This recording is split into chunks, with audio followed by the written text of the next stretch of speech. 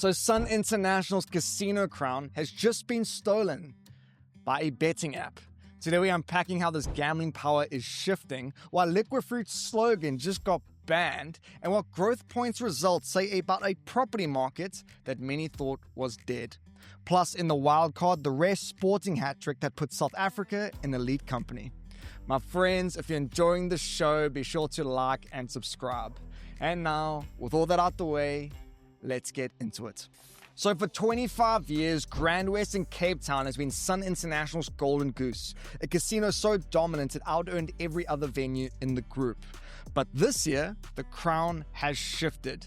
The company's online betting arm, SunBet, delivered 874 million rand in revenue and nearly 300 million rand in profit in just 6 months, almost identical to what GrandWest pulled in over the same period.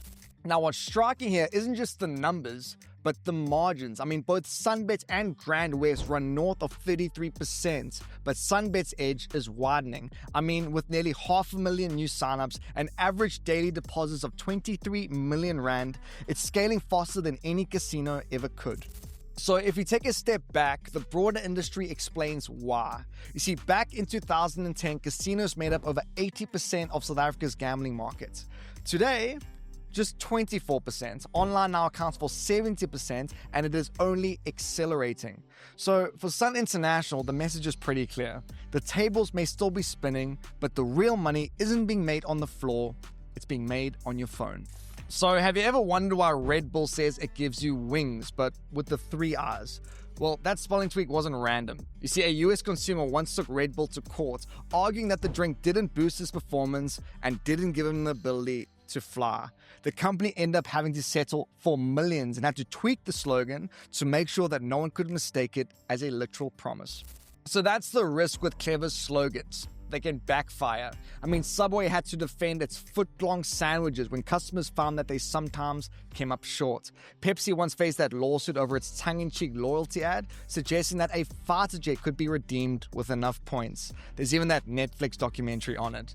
Even that US chain Red Lobster got dragged to court when its endless crab special ran out of crab. And now our very own Liqui Fruit has joined that list. You see, South Africa's Advertising Regulatory Board has ruled that the juice brand slogan, "Nothing but fruit," is misleading because the drinks do contain additives. Now, Pioneer Foods, who owns Liqui Fruit, argue that no reasonable customer would take it literally and that it was just a way of saying that the juice didn't contain vegetables. But the board said that nothing means nothing. And so for a brand who's built its identity on purity, that one word has become its biggest problem. Look, you don't have to be in real estate to know that South Africa's property sector has been in a slog for years. Remote work hollowed out offices, CBDs deteriorated, and retail took a knock. But Growthpoint, the country's largest landlord, just delivered results that suggest that the tide may be turning. Profits and dividends came in ahead of expectations, sending the shares higher. Now, the standout here was offices. You see, for the first time in a decade, Growthpoint's 27 billion rand office portfolio actually grew in value, with vacancies falling and rental renewals improving. Look, it's a small uptick, but after years of decline, it signals that the market may have bottomed out. And look, its 50% stake in Cape Town's V&A waterfront also paid off, with tourism driving a near 13% jump in both retail and hospitality income. Now, together, those gains lifted distributable income to 5 billion rand, which was at the very top of its guidance. Now, for investors, it's a sign that commercial property may not be dead money after all.